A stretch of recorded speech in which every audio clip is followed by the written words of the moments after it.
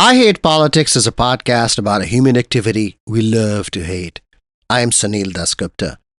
The right to petition your government is constitutionally protected and, as a part of the right to free speech, sacred in a democracy. Right up there with voting. No free speech likely means no free elections. But all rights, free speech and voting, are structured.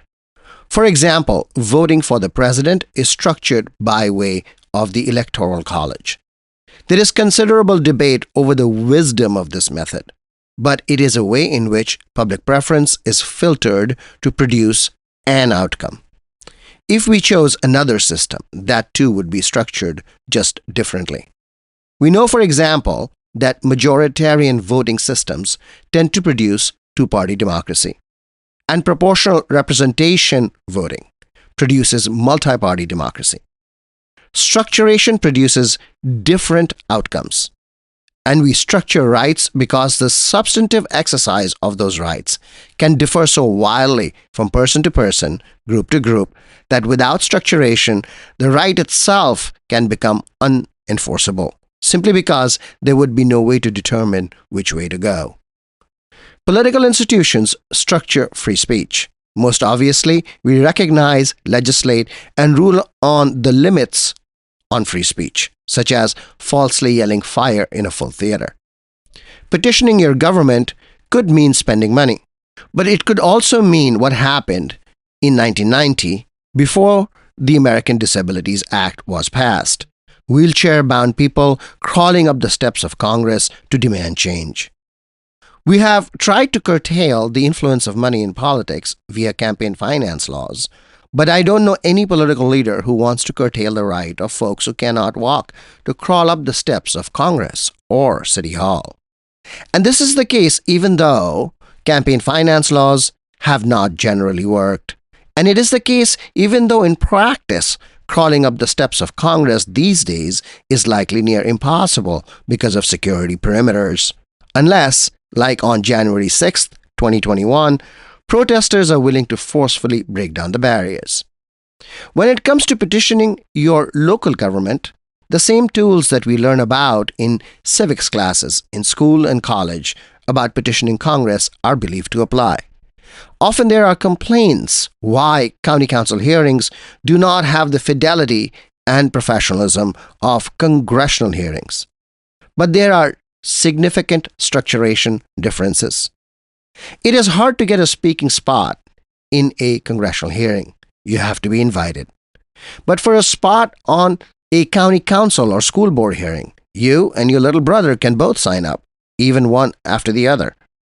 A recent public safety meeting chaired by DC Council member Brooke Pinto that I found myself listening to ran 9 hours and 50 minutes.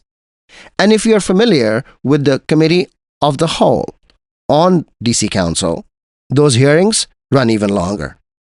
We petition government bodies and agencies below city and county councils. In Montgomery County, Maryland, the school and the planning boards are big venues for public input. The structuration of local public input compared to Congress-type petitioning your government is much less understood and theorized. One complaint that has emerged the last 2 decades or so is whether local public input is representative of the population. The question is, do one group of people get to provide more public input than another group of people? And is government decision-making, therefore, different as a consequence? For this episode, we have 2 interviews that speak to this central problem of governance. Casey Anderson has seen the problem from both sides. As a former chair of Montgomery County Planning Board, which is the body that authorizes specific development projects and land use decisions. And now as a private land use consultant trying to shape public policy. And Rebecca Cushmider, a Montgomery County parent who has been in the throes of program changes being proposed by Montgomery County Public Schools, the local school district. Stay with us. I Hate Politics is brought to you by UMBC's Political Science Program. If your goal is to make a meaningful impact with a career in local, state, or federal government, discover what this degree can do for you. Learn more at shadygrove.umbc.edu. Walked this road about 1,000 times. You think by now I would have got it right. Broken pieces to pick up again. Cycle back to where we began.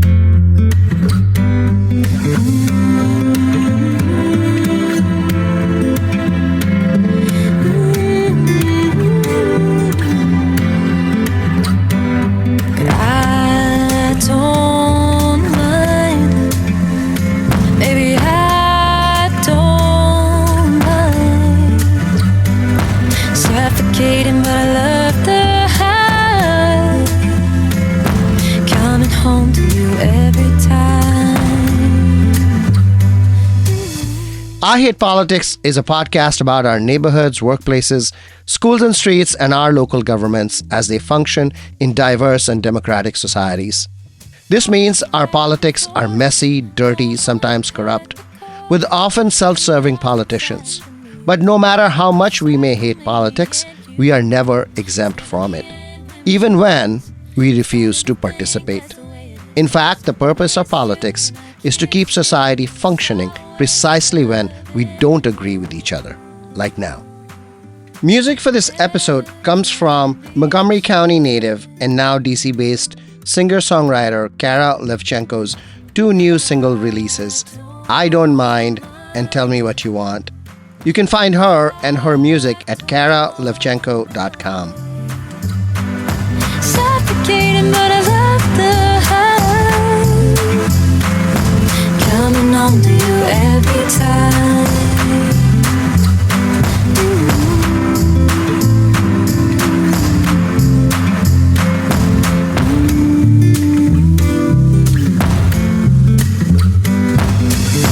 Like a moth drawn to a flame. Casey Anderson, welcome back to I Hate Politics.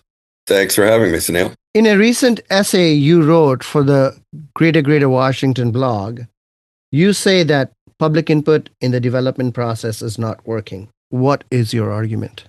My argument is that just as your podcast is called I Hate Politics, because so many people say they hate politics for all kinds of different reasons. Everyone hates public hearings. And that's true of all the participants, even the people who are on opposite sides of the same question.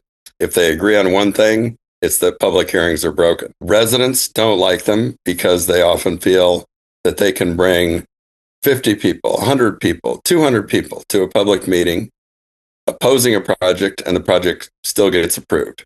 The real estate developers in the room are frustrated because they can demonstrate that their project meets all the county's requirements, all the laws about environmental protection, traffic management, architectural excellence, all the way down the line, and the project can still be rejected. The professional staff is often upset because they bring to bear years of expertise. They have advanced degrees in land use planning and architecture and urban design and lengthy experience working in the planning process. And their recommendations for or against are often rejected. My argument is the reason they're frustrated is because they're all confused, or at least haven't fully thought through what each of their roles is in the process. A misconception prevalent in the ongoing debate over how to make public hearings work more effectively from the point of view of representation. There are a lot of people, especially pro-housing, or think that if only we could make the land use process more representative, if only we could get more people of color, less affluent people, more renters, more new residents, as opposed to people who've lived here for decades, that we could dramatically improve the quality and legitimacy of the decisions that are made in these hearings. That's not true. Fixing that problem is not going to address the more fundamental problem with public hearings, namely that nobody involved in them really understands what their role is or what a better process would look like. The public believes, you say, that the system is meant to be a referendum, which is that if they can gather residents in sufficient numbers, that government or any of its agencies should follow that preference. Why is that wrong? If you conceive of democracy as a system where we expect the government to be responsive to the people, that begs the question of which people and how that input is structured. If you bring 50 people out to a planning commission meeting on a Wednesday night, that group may or may not be representative of public opinion as a whole, and it may or may not be representative of the interests at stake. For example, if an affordable housing project is proposed down the street from my house, I have an interest in that project by virtue of the fact I live down the street. But everyone in the county has an interest in whether or not affordable housing can be developed and whether or not we have a workforce that can afford to live here, whether we have a socially just housing market. And yet most people in the county are not going to show up on a Wednesday night to complain about a project or support a project that's down the street from my house. So this is a classic collective action problem. Those that have greater intensity of interest will participate more in the process, and those that have more diffuse interest will participate less.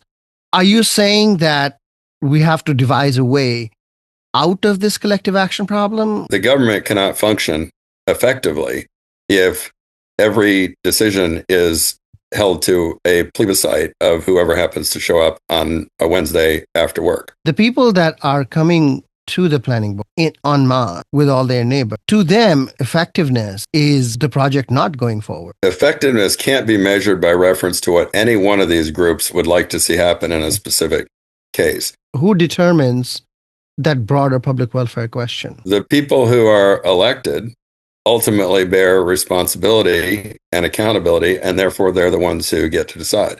What about the argument that politics as you are describing it does not, in fact, end up representing the people, and that the government needs to be tended, checked every day, not just every 4 years? Well, if the government is corrupt or officials are bought, it's not going to help to have many referenda every planning commission or county council meeting, because those processes can be bought and sold more easily than an election. The main problem is about the structure of how input takes place and aligning the structure of input in a way that is consistent with the rule of law and is consistent with achieving the public ends that have been established by broadly inclusive and representative processes that we call elections. So how would you restructure public input such that it meets all these requirements as well as makes people feel that they have a say in what's happening in their communities or government? The most important step to improving public hearings is to rethink the purpose, and specifically that we should think of them as a form of structured dialogue. They're not simply like a court case where an applicant who's trying to get something built comes in and says, I've checked all the legal boxes. They're not simply a referendum where we count noses for how many people testified in favor and how many testified against, but we expect people to come to a public process and present their arguments, their reasons, their contested value choices, the technical claims, and the decision makers are required not simply to come up with a decision, but to explain themselves. Isn't the process now exactly how you described? No, and what I've observed, and I've been on both sides of the table, there will be some sort of presentation by the planning staff. There will be presentation by a real estate developer. There will be testimony from residents.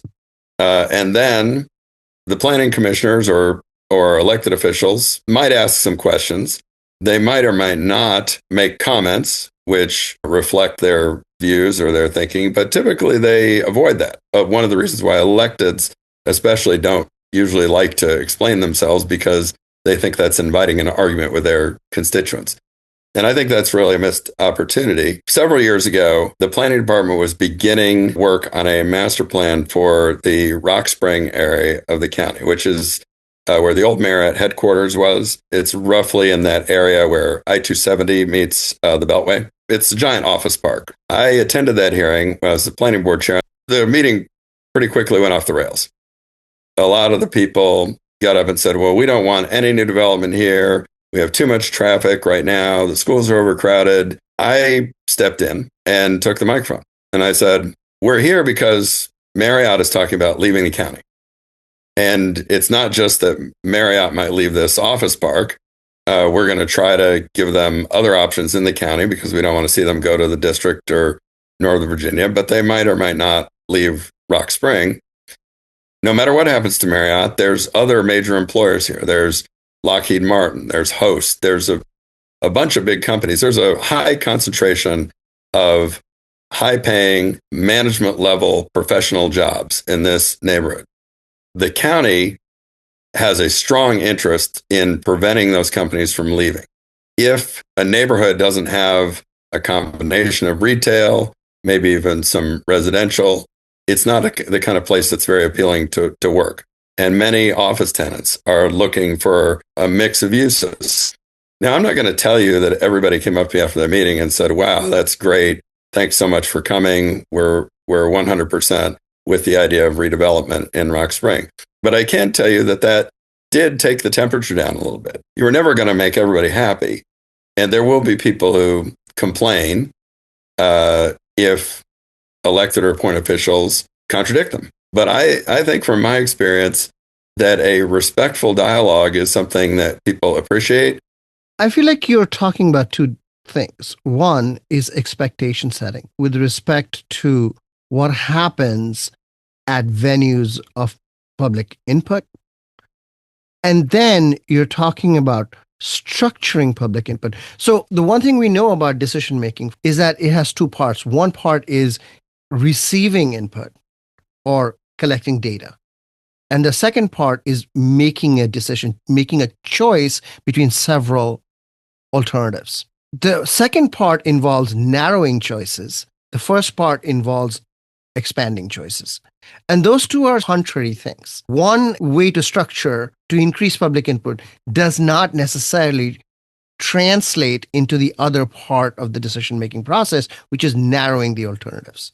So there is a structuration point and there is a expectation setting point. Setting the expectations for what issues are germane is linked very closely to the structure. If the planning staff, when they go into a neighborhood and they say, hey, we're here to write a new sector plan for your neighborhood, if they set expectations appropriately, like, yes, we are interested in your input and we're going to try to take it into account, but we have to reconcile that input with other objectives established outside of this room by the county council, by the state government, by other policies and decisions that were made elsewhere at other times, then that lends itself to a structure of, for example, if someone wants to stand up at a public meeting in Montgomery County and say, well, I don't think we should have more affordable housing, that's above the pay grade of a planning commissioner. Those policies are decided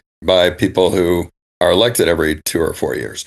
So when people say, well, I don't like the amount of traffic congestion this project will cause, there are rules that have been established about how much traffic congestion is acceptable in a specific neighborhood. And there's complicated math calculations to decide how many trips can be generated by a project before transportation improvement is required to offset that impact. You have a set of inputs that goes against, say, what the staff wants, or even goes against perhaps even what the principals want, right? The council member. I think the change I would make is in reducing the amount of discretion that is applied at the level of individual projects or properties and increasing it at a broad level where some of these policy choices are made. At the broader level, we elect people. Where do you want input curtailed at the project level? The fewer discretionary judgments have to be made at the project level, the better. We have a system that invites decision makers, planning commissioners, and in some cases, elected officials to apply their discretion in a way that is not consistent with the broader policy. Affordable housing is a great example. And I don't see this a lot in Montgomery County, but I see it in other, parts of the state where everybody agrees we need more affordable housing, just not here. And elected officials in other jurisdictions often are, in fact, the decision makers in almost every land use case. They may have some advisory body like a planning commission, but the decision on individual site plans and subdivision applications is coming in front of a county commission or a city council.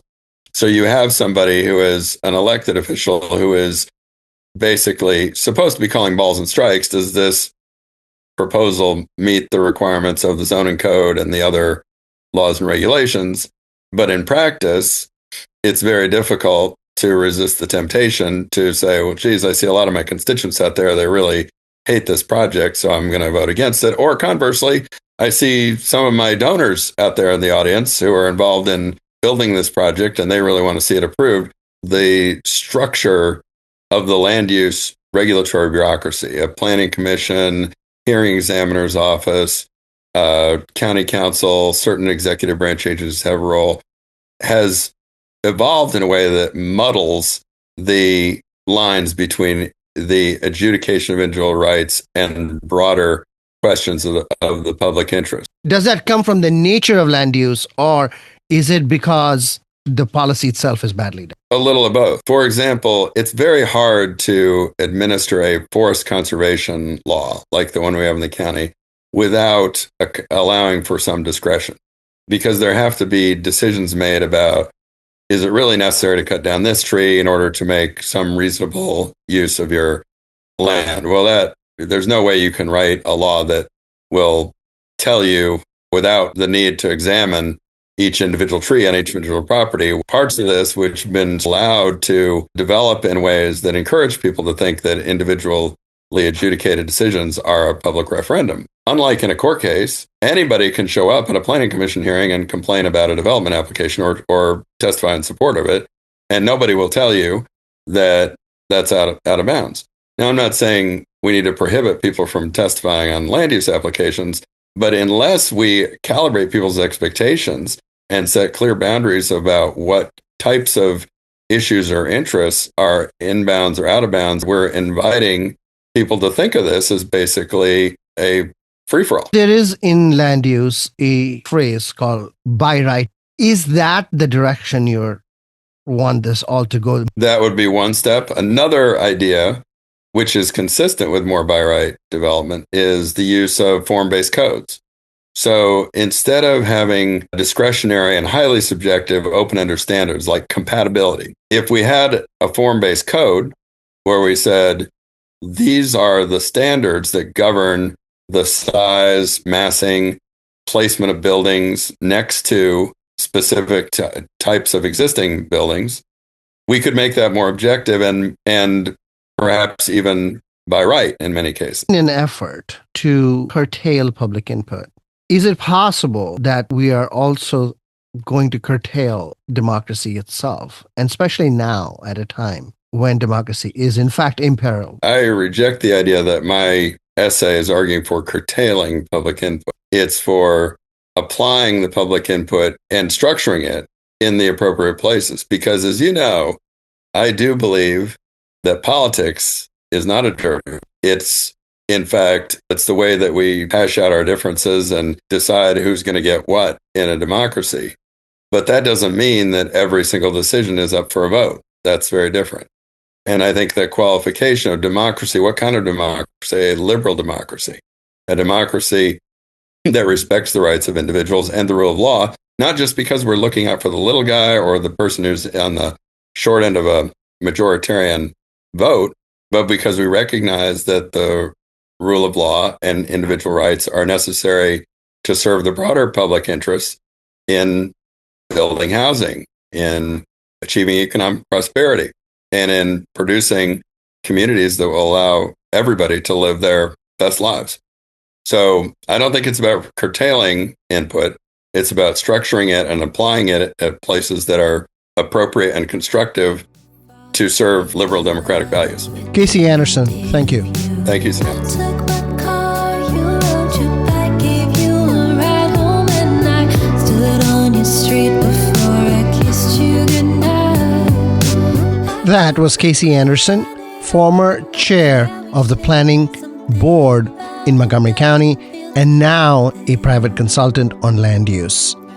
I'll be back with Rebecca Kushmeider, an Albert Einstein High School parent and an activist on program changes MCPS has proposed. You're listening to I Hate Politics. I am Sunil Dasgupta. Make a plan, see you in the next life. I'll think of you when I get high. I miss those big lights. Wish I never made you cry. See you in the next life. I promise you I'll get it right. Rebecca Kushmeider, welcome back to I Hate Politics. Happy to be here. How are you today? I'm all right.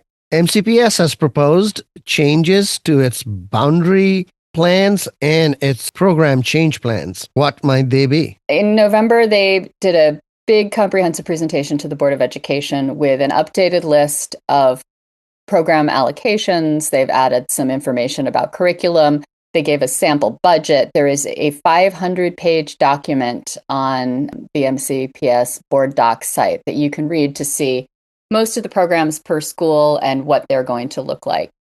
And it's a lot more detailed and a lot more thoughtful than the previous versions. What are they changing? They have made sure to have strong academic pathways at every school. The initial options, some schools, they weren't adding any advanced coursework. Einstein is my area of expertise. I'm an Einstein parent. Like the initial suggestions for Einstein were, keeping the VAC, adding a design pathway, and having an education magnet, because we at that time had the Teacher Academy of Maryland. That didn't address the fact that Einstein doesn't have some of the high-level STEM offerings that other schools have. And also the Teacher Academy was so under-enrolled that it's been terminated. They've placed a biotechnology program there that will create an opening to add more STEM teachers, maybe more STEM classes. And then one of the big changes is they've reimagined their foreign language magnets. Initially, there was going to be humanities and humanities with a world language focus. Now they've got the world language as a discrete program. There's an interest-based and a criteria-based. They haven't specified the language at all in all the regions, but in Region 1, it's going to be at Whitman, and the language is Mandarin Chinese. And the interest-based one is anyone who has no experience with Mandarin Chinese but wants to learn it can apply to this Whitman program. The criteria-based one is for students who have studied Mandarin Chinese in middle school, and they would be starting with like Mandarin 3. There are exactly 7 middle schools that offer Mandarin Chinese. There is only one middle school in Region 1 that offers Mandarin Chinese. It is Pyle, which feeds into Whitman. Effectively, MCPS has created a magnet that is only for Whitman students. No one else in Region 1 would even be eligible for that unless they've been taking Saturday school Chinese. Are they offering Chinese in any other region, or every region is going to have Chinese? They have not specified. They've just put the 2 levels of language magnet in every region, and they haven't specified what language. Now, if you want to game this out on speculation, the goal for the language magnets was less commonly taught languages. But if they're going to create a criteria-based program that requires participation in the language in middle school, the only languages offered in middle school are French and Spanish, which clearly cannot be considered less commonly taught, and Chinese, which is so uncommonly taught that several regions don't have any middle schools that offer it. Most of them are in Region 4, actually. I believe they have disaggregated performing arts. They have broken performing arts out by music, theater, and dance, and theater is actually split between performance and theater tech. There's a question of, should theater be a criteria-based program or an interest-based program? You can have criteria for a performance program, even if the criteria is something as simple as participated in middle school theater, but less so for theater tech, because, There just aren't as many options for middle schoolers to run lights, to run sound. The music and dance programs, there's a lot of ambiguity about how they'll be implemented. The intent is that students who are participating in it would have had previous experience in either music or dance. Like if you've taken band in middle school, you can apply for the the music program. And they would come to school and they would be cohorted for a group of classes like something called musicianship that doesn't exist in our catalog yet, AP Music Theory, and they would offer students the opportunity to take some business classes, which is great because if you're going to be working in a gig economy, you need to know how to manage yourself as a small business effectively. But then most of the classes are just the ensemble instruction that you have in a typical school with a dance program or school with a music program. In the case of Crown High School, which may or may not remain a high school in and of itself, there are certain new proposals. The programs have all been removed from there, I believe. And then there are some other boundary issues that it faces. Not using Crown as a local high school, but instead using it as a holding school for school communities as their buildings are rebuilt. In the Woodward study area, it has to do with shutting down Silver Spring International Middle School, which would then be converted to a holding school. And in both cases, local communities are up in arms. Up in arms. I mean, the closure of Silver Spring International, they wouldn't be closing it until about 2031. So we've got this school that has known health and safety problems, but we still want students to be in it for the next 5 years. And what it's done with the boundary study is they have had to reconsider articulation elementary to middle school throughout the lower Silver Spring area. In trying to figure out articulation from 2 schools instead of 3, they have streamlined some of the articulation patterns between middle and high school. And it has all had to happen within this Region 1 because MCPS has superimposed the regional boundaries. You talked about this a little with Jeannie Franklin and Angela McLean a few weeks ago. They've superimposed the regional boundaries and they have said, you may not pass. At any point in your K through 12 education, you may not cross a regional boundary. You can't go to a Region 1 elementary school, then a Region 2 middle and high school. So there's this hard line now between Kennedy and Northwood that they have no flexibility whatsoever. So even as they're trying to move students around Silver Spring, they can only do it within really the bounds of Blair, Northwood, and Einstein, because Wheaton and Kennedy have been moved into this other region. They can't use those buildings. And Northwood their farms rate is going up. With respect to Crown High School, then, there is one plan that creates a really small cohort for families and students that are directly around the building and then uses the rest of the capacity of the building as a holding school. How would that work? I have no idea.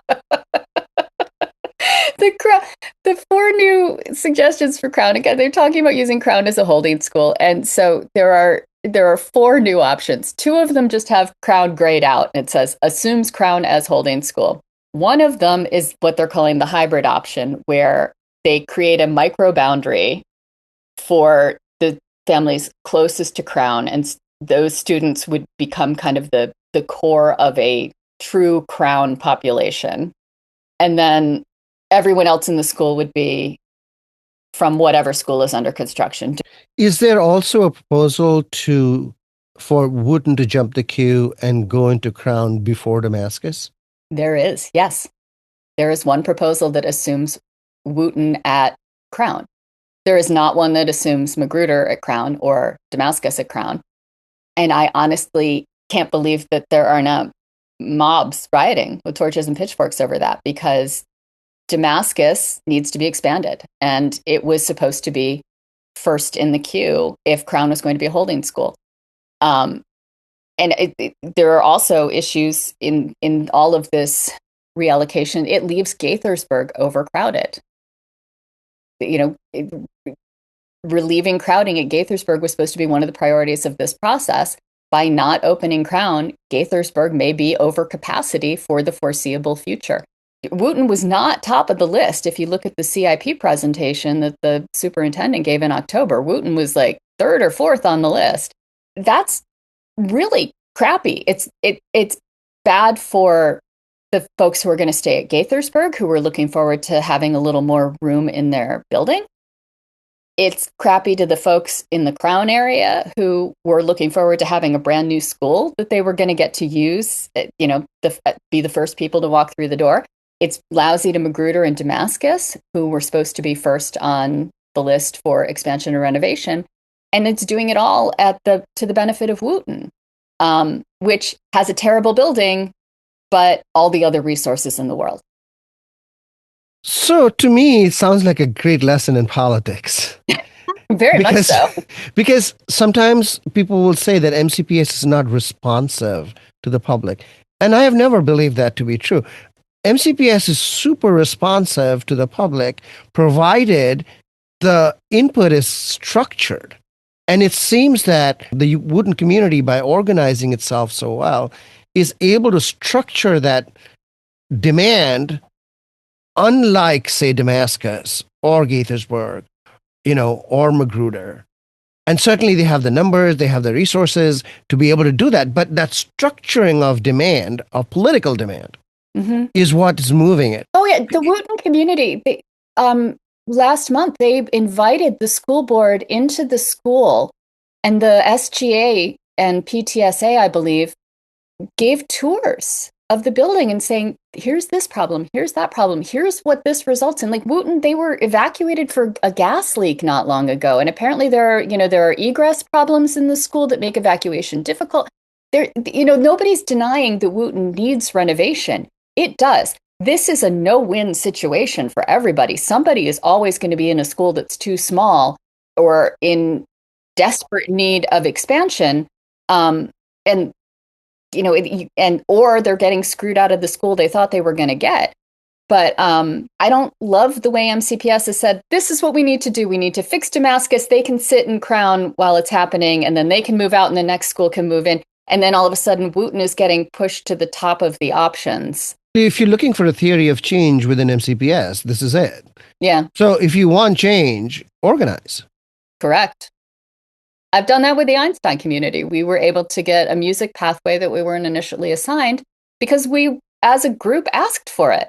We demonstrated that our music program is something worth preserving, something worth expanding and making available to a community larger than just our ever-shrinking boundaries. And our principal agreed with us and went in and talked with MCPS and said the same thing that the community was saying, and MCPS then assigned a music pathway to Einstein. And it seems that having an alliance between the school building leadership and the parent community is perhaps one of the most important things that can happen in order to be able for a school to get what they want. So MCPS is making changes to its boundaries, to the program analysis, all of that, but it's case by case, depending on who is better at organizing. Yeah. And I mean, you also have to be making reasonable asks. Like if I were to go to MCPS, even if I had a whole bunch of people behind me and say, you know what we really need is a jewelry making program. Like we need gemology and geology and a program to be making fine jewelry that we can then sell to retailers on Park Avenue in New York. They would look at me like I was insane because that's an insane idea. But for me to be, gathering my community and talking to our principal and saying, hey, we really want to make sure that our music program can continue because it's already here and it's great. That's a reasonable ask. Well, that's actually effective organizing, right? So you don't pick issues that are completely off the wall, and you pick issues that are tractable and understandable, and you can make a reasonable case for it. I mean, so that's sort of the organizing part. That's a difficult organizing part, but nevertheless an organizing part, right? Yeah. You and I talked about it early on in these discussions that the only time MCPS listens is when 500 people show up in their matching t-shirts at board meetings asking the same thing over and over and over again. And that's what we did here in the DCC. A lot of us have been showing up at different events in our spirit wear, like, hey, this is where I'm coming from. Please listen. One of the problems I thought MCPS will have with these new programs is staffing. But you have found that they have actually made some changes with respect to. I was in flat out panic this week when I saw how small the Einstein population would be, because I'm like, oh my God, we're going to lose 30% of our staff. And so I went through MCPS's staffing guidelines, which are attached to the previous operating budget. And these are existing guidance. This isn't something new that they've built in as they consider this. And there are different allocations for different types of teachers. There's a formula based on student population for how many classroom teachers you have, or how many paraeducators you have, or how many special educators you have in different positions like that. And one of the things I found is that there is actually a category called special program teacher that talks about staffing for magnets, regional programs, and MYP and IB programs. And the language is special program teacher positions are allocated to support homeschool and special program classes at schools with regional programs, magnet programs, middle year, IB. So my read on that, and we would need to probably get confirmation from MCPS or maybe from MCEA, is that if you have a special program that is drawing students from outside of your boundaries, that's a different pool for staffing. So in the Einstein case, I'm hopeful that that means that music staff and art staff are insulated from reductions due to size of school. That provides flexibility. Yes. To high schools that now have these programs to be able to staff those programs at using a different formula than the rest of the school. That's probably what school building leaders want, right? I hope so. I mean, that's what I would want if I was a principal, for you to, be able to say, okay, you're adding a program, and that means we're going to plus up your staff, and it's not going to affect anything else in your school. This is an additive process. Like, you don't have to come up with a net neutral number. One of the bigger problems staring MCPS in the face in the coming years is actually decline in enrollment. And they will have to figure out what to do about that, including perhaps close more schools. I don't know that. There may be a way not to do it. Have they given some thought to that? I believe there have been statements that Taylor has made saying, yes, we might have to close more buildings. But let's keep in mind that we are DC. And there's an ebb and flow to our population that has nothing to do with birth rates in any given zip code. One of the reasons that we are seeing a decline in population right now is we've actually seen enrollment drops in buildings because students have stopped coming to school. And that has to do with immigration fears. People who have left the area, they have moved back to their home country, whatever. That's affected our population at certain schools. We have also seen people leaving the area because they lost their federal jobs and they're moving somewhere else to go get a job there and taking their school-age children with them. So there are these external pressures on our population that could reverse. And it wouldn't be an all at once, return to where we were at the top of 2025. And we know we have smaller class cohorts in the coming years. Like, I think the last, there's a steep drop off, I think, after this year's senior class. That's right. There were fewer kids born. And birth rates have remained fairly low around the region. So there's that, but we can't become wedded to any set of numbers, for over a decade. Yeah. The reason I'm asking about this is that, say you put a program in there and then you go, okay, the enrollment's too low, we have to close it. Then what happens? MCPS has not explained what the floor is on programs, what would cause one to be eliminated, or what would happen. Because in the sample budget, they talk about the number of seats they expect for regional students to occupy in any given school at full implementation. And so like they're saying Einstein would have 600 regional seats because we have something like 5 pathways.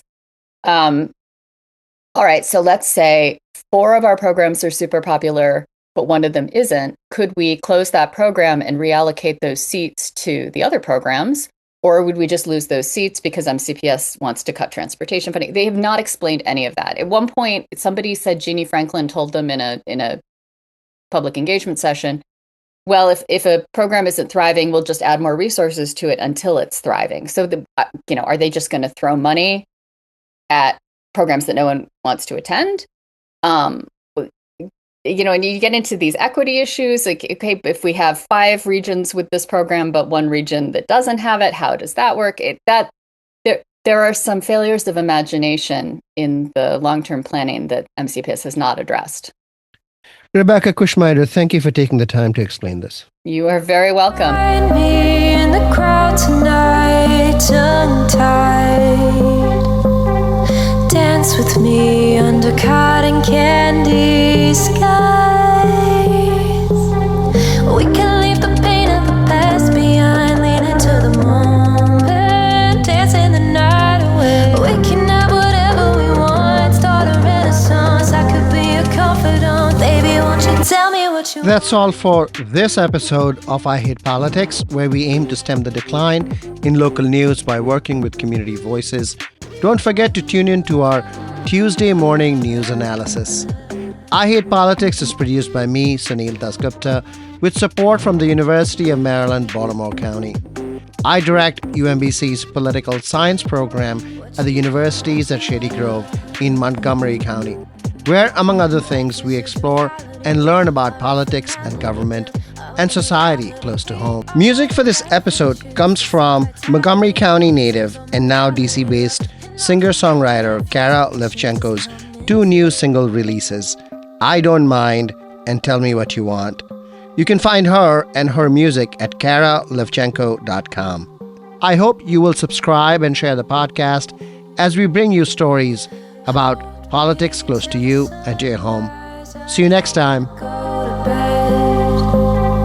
We can watch all the colors